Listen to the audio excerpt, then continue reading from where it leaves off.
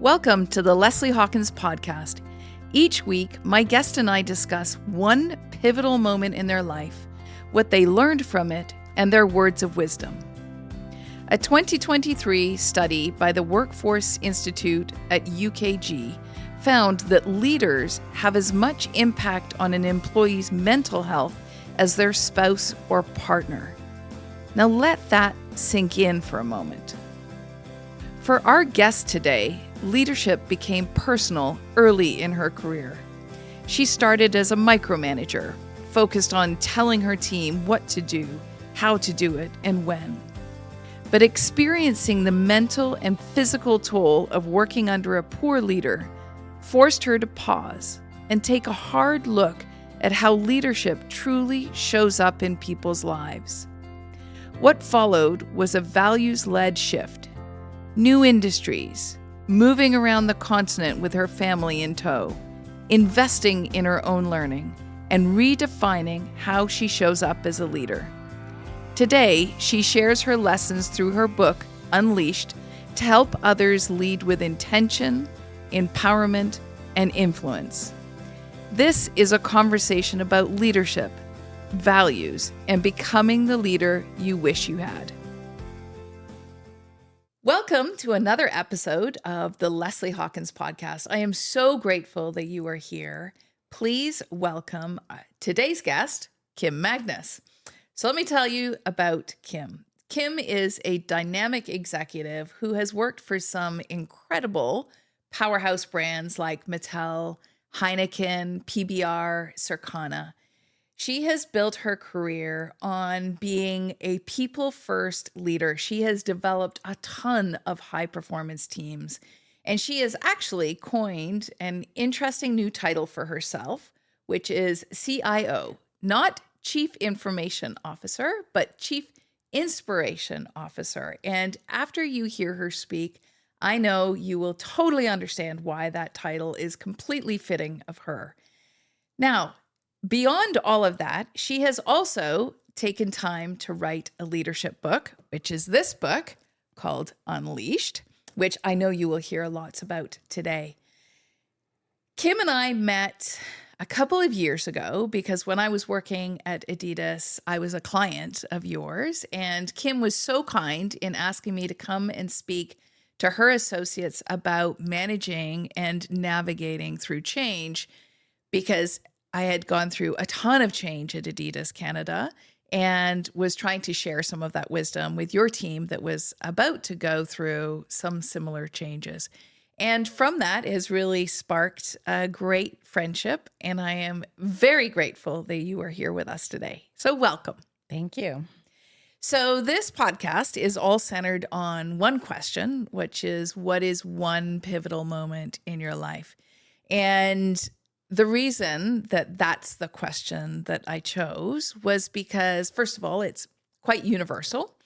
Everyone has so many pivots through your life, but that there is a tendency that when you're going through a pivot, that you can feel alone. You can feel like you're the only person on the planet who's experiencing it. And yet, when you start talking about it, you realize that there's an incredible community of people out there, many of whom who have had the same experience. And so I wanted this podcast to be an opportunity for people to share their stories so that those listening can learn from it, but can also understand that there is community out there and that they are, in fact, not alone, and they're not the only people who've gone through it. So some of the stories are pivots that have happened to people. Others are pivots that they've chosen.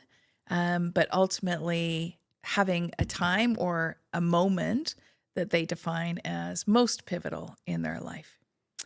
So, Kim, let me ask you, how would you answer that question of what is one pivotal moment in your life? Okay, so I knew this question was coming, obviously, and I have been thinking about it probably since you launched this podcast, because I knew at some point you were going to convince me to come on here. And first, let me just say, amazing job to you and Mark for doing this. I love that you put yourself out there. You took imperfect steps, which are always scary. And I've listened to every single one, including the one that released this morning, and I've loved them all. Thank you. So I've had a lot of time to think about this question. Mm-hmm. And yet, when you texted me and forced a date on me, I finally put pen to paper and I started listing what I could answer it with. Mm-hmm. And I ended up with about 20 things that I had listed. And I feel privileged to have had those 20 things listed. And so the way I would answer the question after having put a lot of thought to it is I have a series of pivotal experiences that I have chosen to see as glimmers. Nice. And I define glimmers as small moments of influence that I think shine a light on what is possibility. Mm-hmm.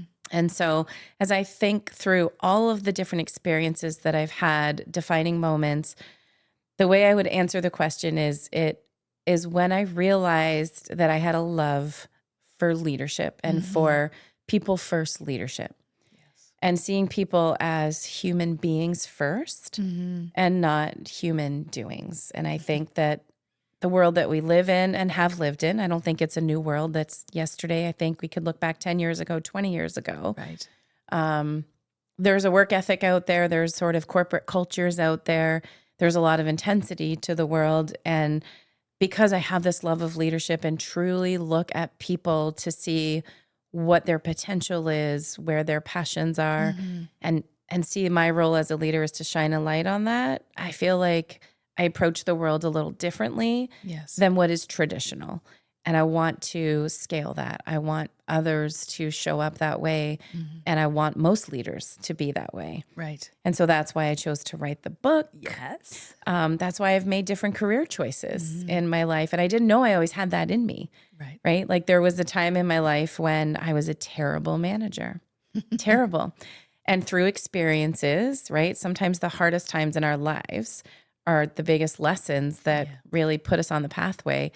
And there was a time when I had a small team and I worked with them every single day. And I went from being that individual contributor, because we all start our careers proving ourselves in everything that we do. All of a sudden I had this team. Well, it was my job to tell them what to do and how to do it and when to do it and when they needed to do it by. And I was a terrible leader. And all of a sudden I was asked to lead a team on the West Coast. So one week I would be in East Aurora and another week I would be out in LA.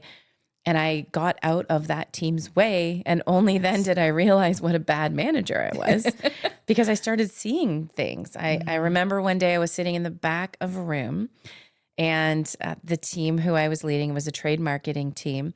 It was our job to host customer previews and partner with the sales team to share with our retailers what new products were coming out. Right. And we had a very scripted way that we did it. But because I couldn't be there and tell them how to do things, they broke free. And I was at the back of the room and they had a brand new way of dimensionalizing planograms and the promotional plan. And they brought extra screens and I was in awe.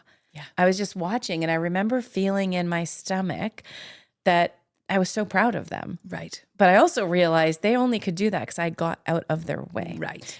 And I had a manager once, his name was Dave Hartridge. He doesn't know I'm quoting him. He may never even hear this.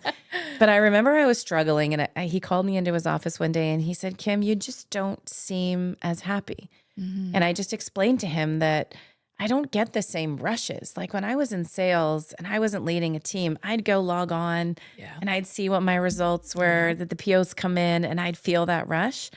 And I said, I don't feel that leading this team.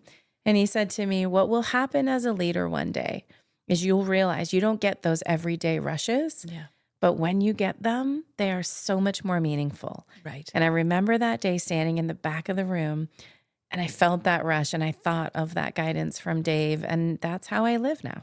That's amazing. Yeah. That's so good.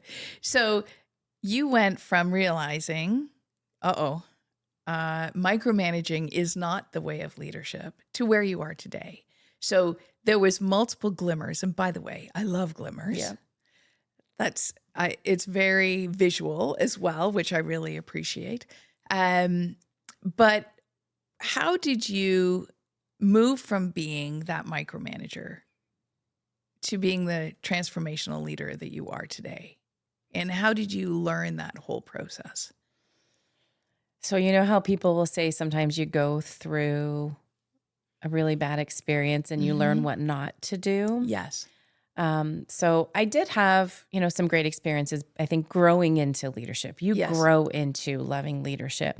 But I had a pretty tough year at one point in my career where I just had, I think, misalignment with the leader that I was reporting into. Okay. And it affected my health. I wasn't sleeping. I was waking up in sweats. I had stomach challenges. And it's interesting because this happened when I had convinced Brad, my husband, to take a leap of faith and let's move to the United States. And no small move. Yep. Let's just like pick up our family and throw our stuff on a truck and let's just go. Yeah. And we lived in a really great place. We moved to Bentonville, Arkansas. Loved it there.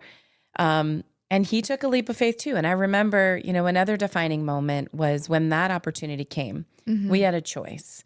We had a choice to stay in Canada and I could go find another job. And by the way, I will get back to answering your question. I'm circling. All good. I'm going down a different road for a second. A little road trip. It's all stop. But the other choice was we could take this risk and go. Yes. And I didn't really know how to negotiate at that time, but I went back to the leader at the time and said, I'm interested in going. I was very close to my dad and my mom and our siblings, and we had a nanny who had just, she couldn't come with us. So we had a lot of people we'd want to come back and see.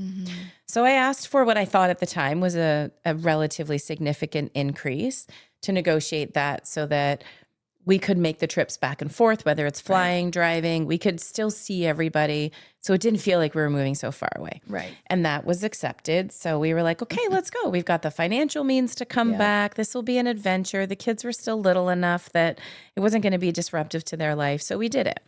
Fast forward a year, it wasn't what I thought it was going to be. And the situation that I was in didn't bring the best out of me. Yeah. So number one, I learned we can control the environment that we're in, right? Yes. Not every environment that you're in under different leaders is going to match the environment that you need to thrive.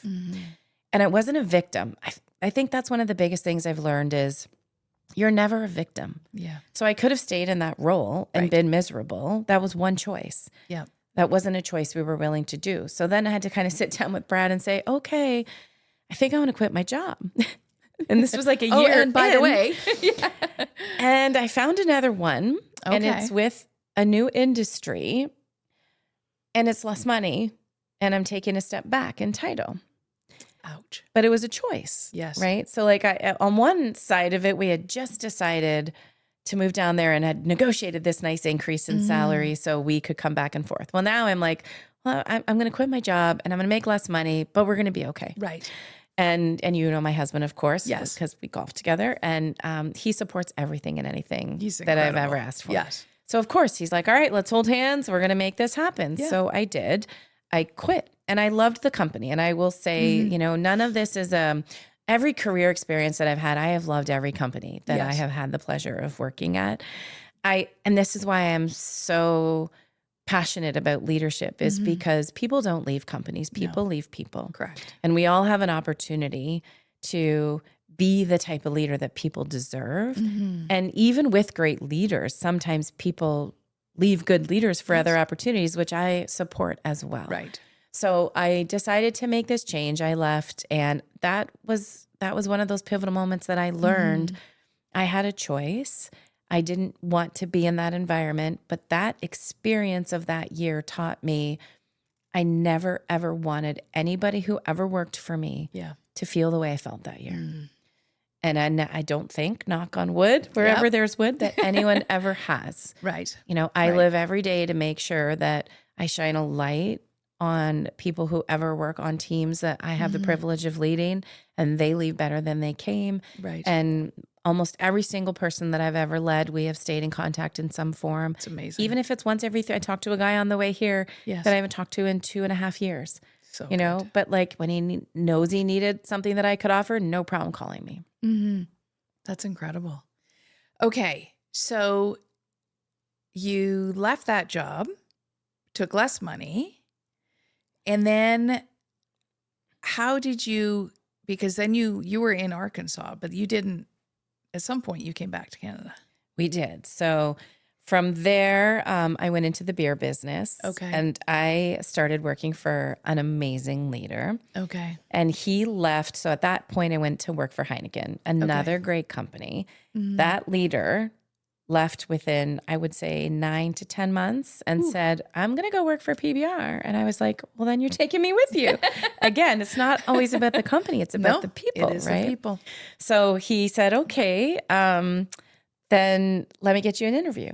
So he got me an interview to come and work for him. And I actually ended up getting a job, but didn't work for him. I ended up working for his boss as his peer. Oh, no way. Okay. And it was funny because I took a step back to go work at Heineken as an account manager. Yes. But then when I went to PBR, I got promoted back into a director role. Okay. And then I worked as a director there for a little while. I had an amazing boss. And then that amazing boss suggested that I apply for an RVP role, which was another pivotal moment because I wasn't a fan of the person I was going to report into. Oh. And so I didn't really want the job because I've already worked for somebody who didn't bring the best out of me. Right. So I wasn't going to go. And he said, go. I want you to go. And I want you to have a career building conversation. And I think he knew I was being a little judgy of this person and he knew I had to get out of my own way. So I said, okay, I'll go. And I went and I remember telling Brad, we're not moving again. Do not let me call you after this interview. And I had to fly in for this interview. Right. Had a breakfast that lasted 3 hours. And I had thought long and hard, how do I go into this interview Right. and make sure he wants me for the job, but at the same time, doesn't select me for the job so that he would see the value that I bring to the organization, but wouldn't pick me. Right. And that's a hard, how do you do that, right? That's a bit of a dance. It is. So I had a 1-page document that I created and it had 3 columns. Okay. The left column was why me? And I had just listed some of my accomplishments that I had had in my, role that I was in. Yes. The second column was my motivators. And I thought, this is going to be the column we're going to stop at. Okay. Because I said, I'm a bit of a high maintenance employee. Connection is one of my biggest values. Yes. I need one-on-ones with you at least once a week. Right. Maybe once I get comfortable in the role, we could move it to biweekly, but I need weekly one-on-ones. I need pats on the back. That's the kind of person that I am, right? I just need affirmation. I need to be told every once in a while that I'm doing a good job. Yeah. And this is not his style. So I thought, this is going to scare the shit out of him. He's not hiring me for this job. So I went through all of that. We get to the third column, and that was my gaps. Okay. And I was like, okay, well, I'm a director, but I'm not really an executive. So I have some P&L gaps. And I started listing, I was at the time managing regional retailers. Okay. This was a role leading all the distributors in 7 of the states. So I was like, I'm not prepared to, I've never managed a distributor. I don't know how distributors are different than retailers. I got a big learning curve here. Right. So I thought he's not picking me. I left 3 hours later. I called Brad. I'm like, okay, we can live in one of these 7 states. Which one of these 7 states do you want to live in? And we did. We picked up again. Once again, he said yes. And we moved to Michigan. God love him. And loved that job. Loved it. And there was a lot of pivotal moments in that job. One I will mention is when I got the offer. And it was not that big of an increase. And I thought, I'm going from a director to a VP title. Yeah. How is this not a big increase? And I remember going to the boss who gave me the offer and said, I'm going to take the job.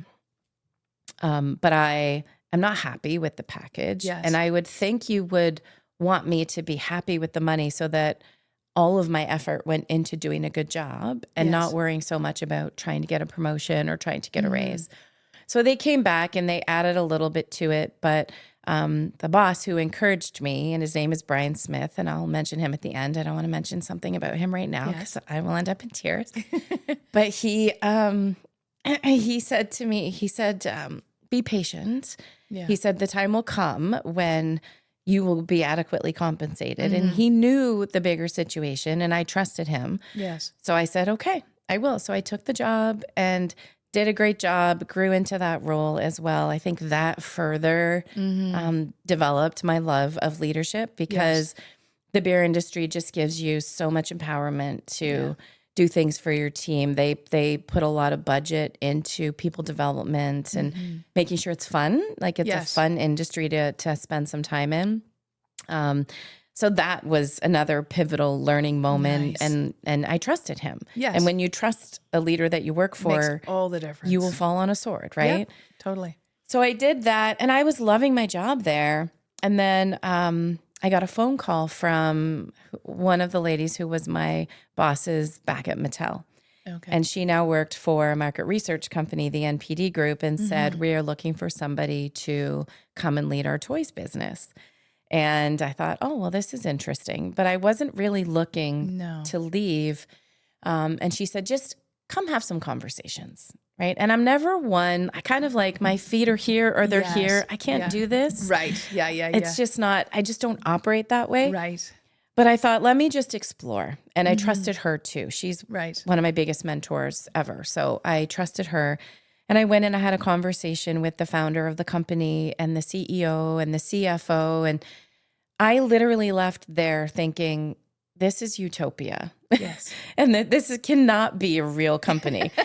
And so I asked Joanne, can I talk to a few people that report into you? So I got on the phone with a few people and I'm like, is this really true? Like, do you guys have like unicorns flying around there? Like, and it was. So I decided to do it. Amazing. And I ended up going into a role and had an amazing team of people who were passionate about the toy business. It kind of brought me back to my toy days from being at Mattel.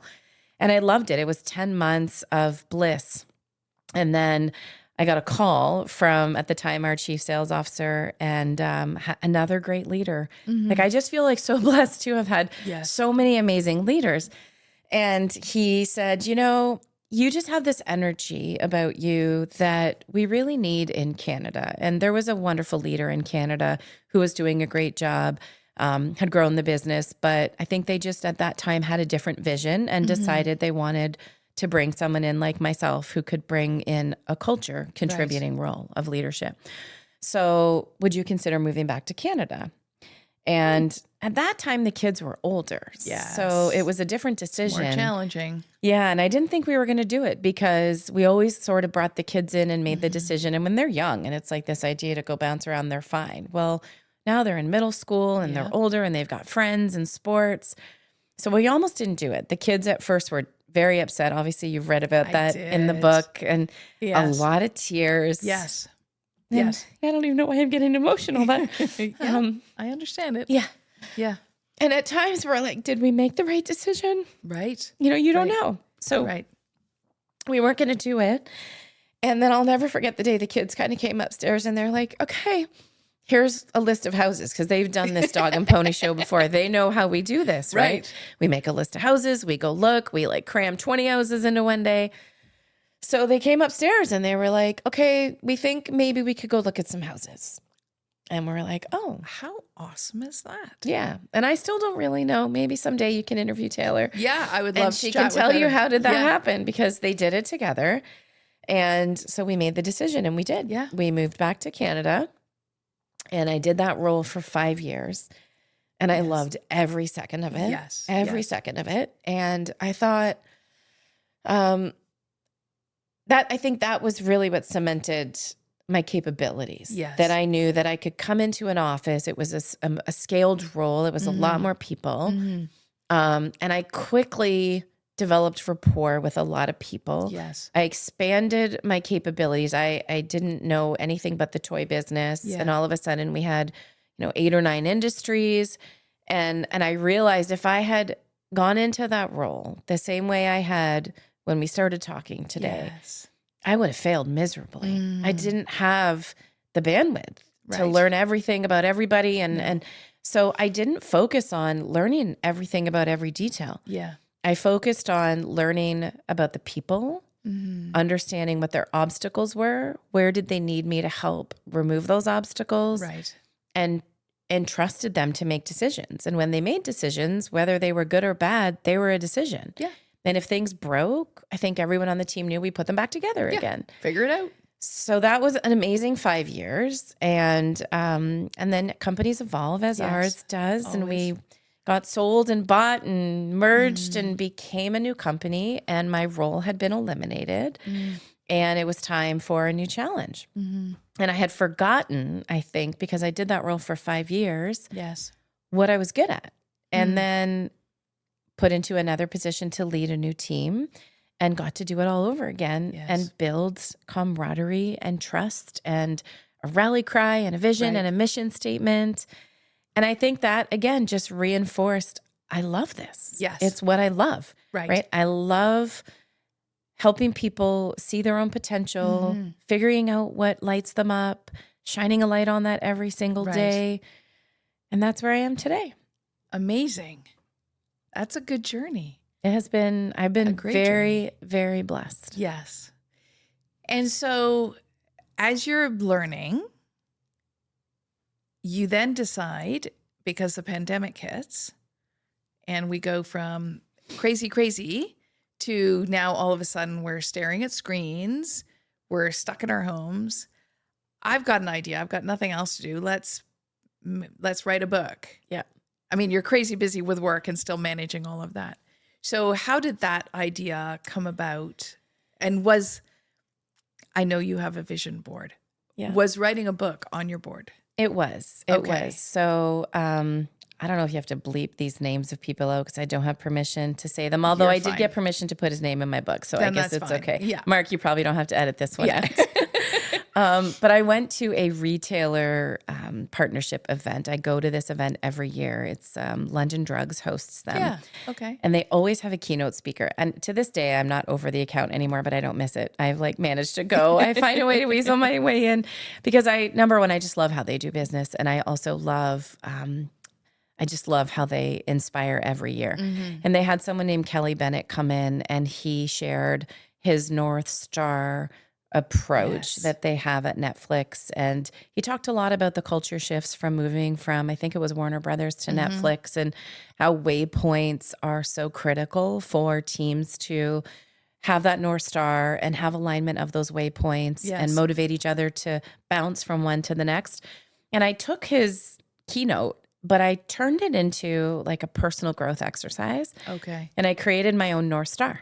And I still do it. I do it sometimes today when I mentor people and I ask them 3 questions. I will say, what was your North Star when you were 20? Yes. And my North Star when I was 20, and this is a chapter in my book, you know that. I do know that. was, my mom and dad divorced when I was young and I never really had that family home. And so I wanted to have a home for kids that I would have eventually. And I wanted a career that I could get a big title at, right? I thought that was important to me, that I could get promoted, work for this great company, whatever company it was. And I wanted to have a husband and I wanted to have that traditional life. Yes. That was my North Star. Question number 2 is what really happened.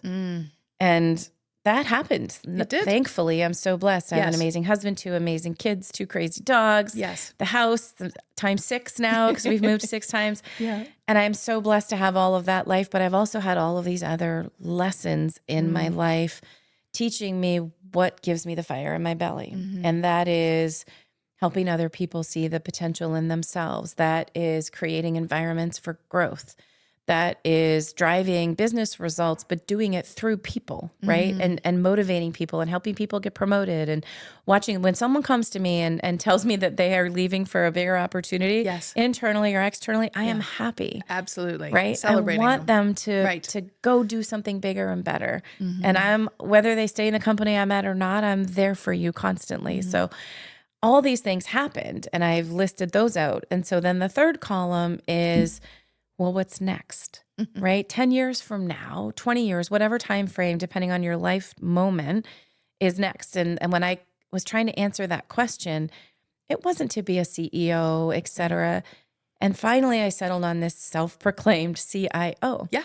Chief Inspiration Officer, because I want to have a conversation with somebody. And when they hang up the phone, I want them to be energized to go dream in color. Yeah. To go...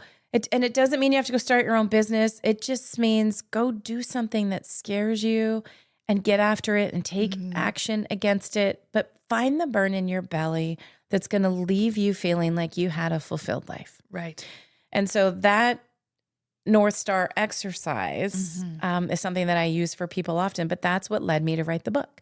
Because when I was writing those waypoints from where I am today to how do I become a CIO, it was do a TED Talk, it was write a book, it was get on a board of directors. Yes. I had these milestones, and that's what led me to start writing the book. So that, in addition to, I had an employee who reported into me, is still a colleague who I talk to weekly, who I respect very much.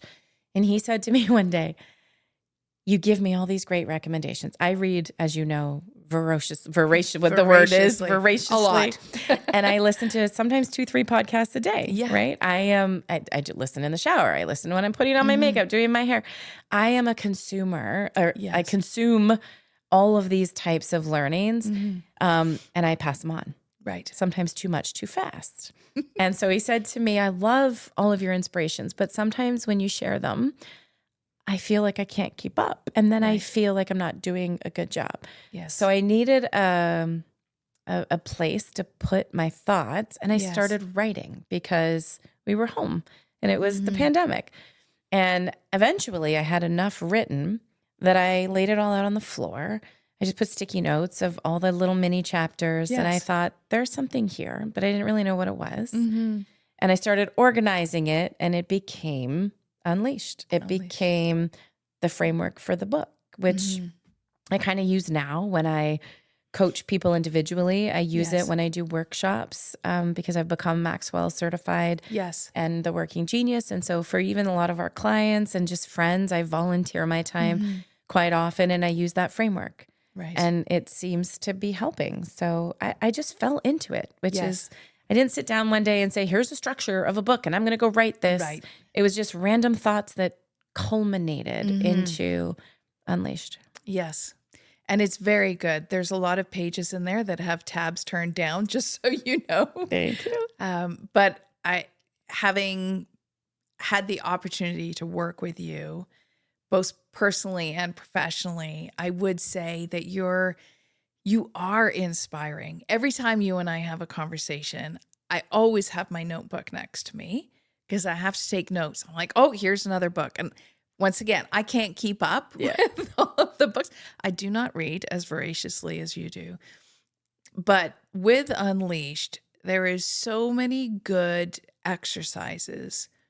And you could take, you could read the book in a day, or you could take months to go through and systematically do all of the exercises. And there's a ton of self-reflection.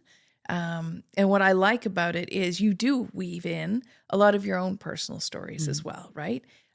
Particularly, I was going to ask you about that story of how, what was that moment with the kids where they came to you and Brad and said, okay, here's the houses we can look at. Whatever their pivotal moment that helped them make that decision and that leap of faith. But there's lots of your learnings from the professional world, but also things that you've learned from your personal life that you now take into sort of how you proceed in life. It's quite amazing. Yeah, thank you. And I think it's a function of realizing that we can listen. Like, you can think about a podcast you might have listened to last night and you remember a lot of the details right now, but in a week from now, you're not going to remember it. And so I think the self-discovery is something that I'm really passionate about, that we don't spend enough time on. And those exercises are reinforcement exercises to make sure that you do pause. Yes. Because most people will stop at the beginning of the year, make a couple New Year's resolutions. Yes. By Jan 9th, I think it is. I don't know, depending, you hear different stats. You're off that train already. Done. And one of the things I learned in doing the Maxwell Leadership Certification is that most people will achieve 19% of their true potential. So crazy. And we've, especially our generation, right? We grow up, you find a job at somewhere at corporate, you become a life learner there, you make an impact, and you retire with a watch 25 years later. Yeah. And you have this, that's why I loved Christina Wallace when we went to the Be Uninterrupted, is you have a portfolio life.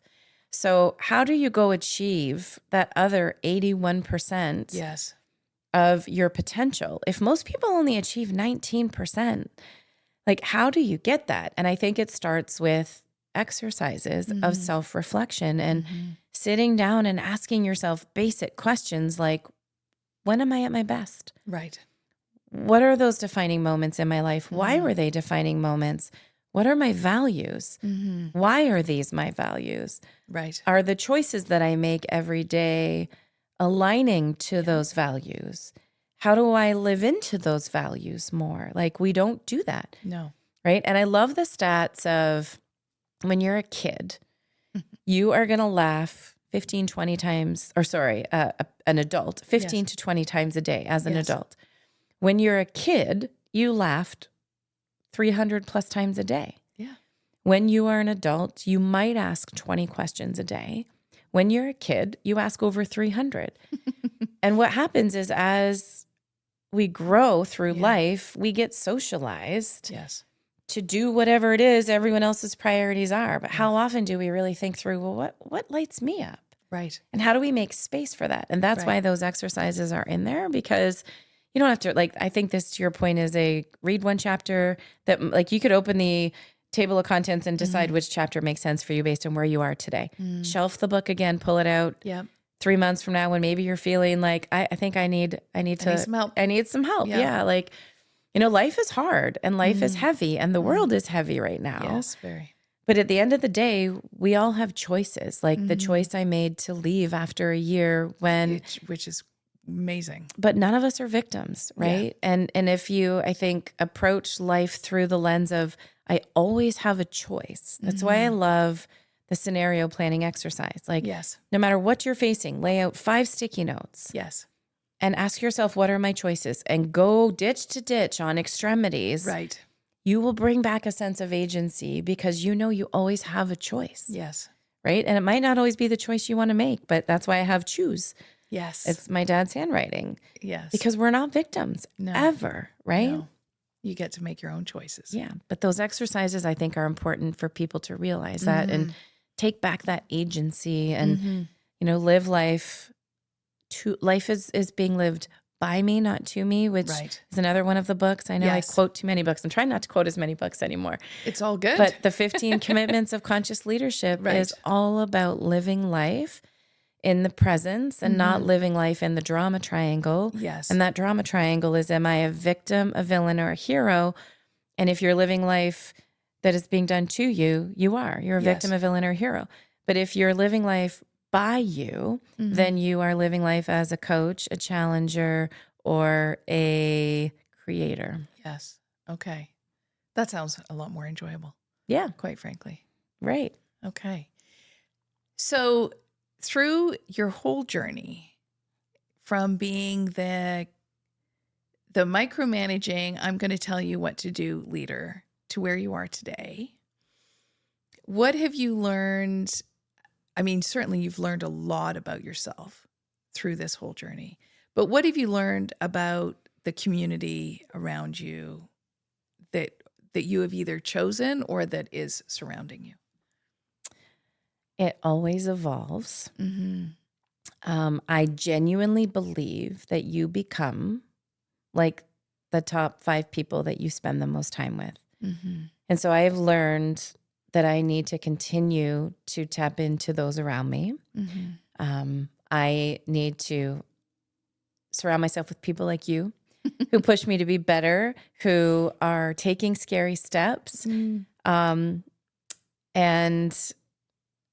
it's one of the most important things that we can do is build community. I mean, connection is one of my top 5 values. Yes. It's very important to me. I, especially in this virtual world, have had to refocus on how do I find those connections, so hence why I've joined Be Uninterrupted. Yes. And I will pay out of my pocket now to go to conferences that in the past, we didn't have to pay for because it was just part of doing business. But I've had to find new sources of inspiration for people.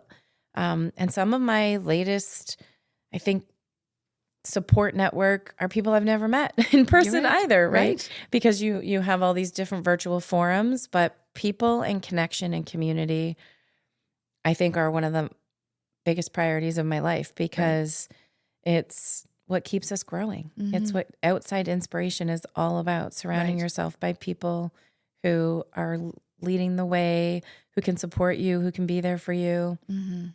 It's amazing. All right, my last question for you is, all right, what would be your words of wisdom to the audience listening and watching today?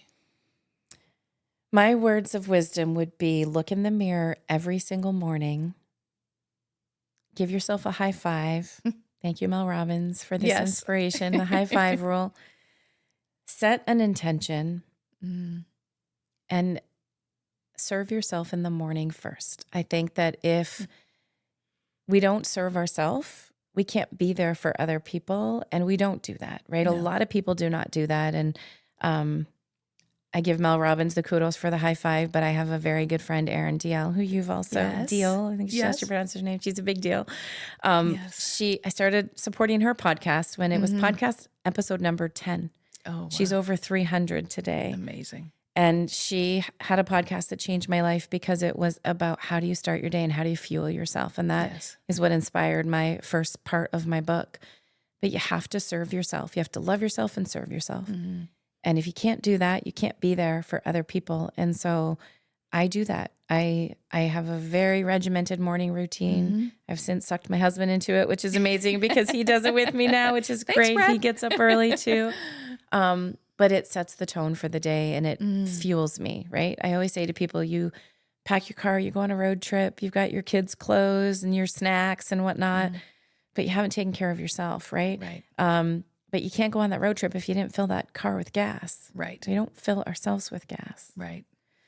But I do want to mention in closing, if it's okay. Absolutely. The leader who I told you about, who said, go for that interview. Yes. He passed away on Sunday. Oh, I'm so sorry. He was 60 years old. Wow. And the outpouring of comments and love, his name was Brian Smith. Okay. And he was one of the best leaders I ever had. And I think was a big part of why I love leadership. So I just want to mention that because he is a very special man. Yes. And he left a legacy of community connection and leadership. And I wouldn't be where I am if it weren't for him today. That's amazing. Well, absolutely. And I am so sorry because he does sound like he is and was an amazing man. And speaking of legacy, you continue to just lead with intention and really show up for everyone around you. You are always inspiring to me. Me and my notebook always appreciate every conversation that you and I have together. And there's, I've spoken about this before, but for Mark and I in our business, we have our silent board. And you are one of the board members, whether you know it or not. And your voice is the one that I always think, well, what would Kim think? What would Kim do? Not because we're looking for judgment or for cheerleading, but because you always push the envelope. You always challenge me to try things, to do things differently, to get out of my comfort zone. And I am forever grateful for that. So, by the way, you're staying on our board. It is an unpaid position, just so you're aware. But thank you. I really appreciate you coming on today, for finally agreeing to join me, and for sharing your journey. And you have impacted so many people with your leadership, and you continue to do that every day. Forever grateful for you. Well, thank you for having me, and I will take payment in mulligans and cocktails forever. Okay, fantastic. It's a deal. It's a date on the golf course. Thank you so much. Thank you so much. Thank you for joining me today. Kim's approach to leadership is what we all aspire to experience. My favorite quote was, "My job is to shine a light on your glimmer." And through her book, Unleashed, she gives you all the tools available to become the leader you've always wanted to be. If this story resonated with you, please share it with someone you care about. And be sure to subscribe so you can continue to hear more pivotal moments involving one question, one turning point, one powerful story. I'll see you next week with another guest on the Leslie Hawkins podcast.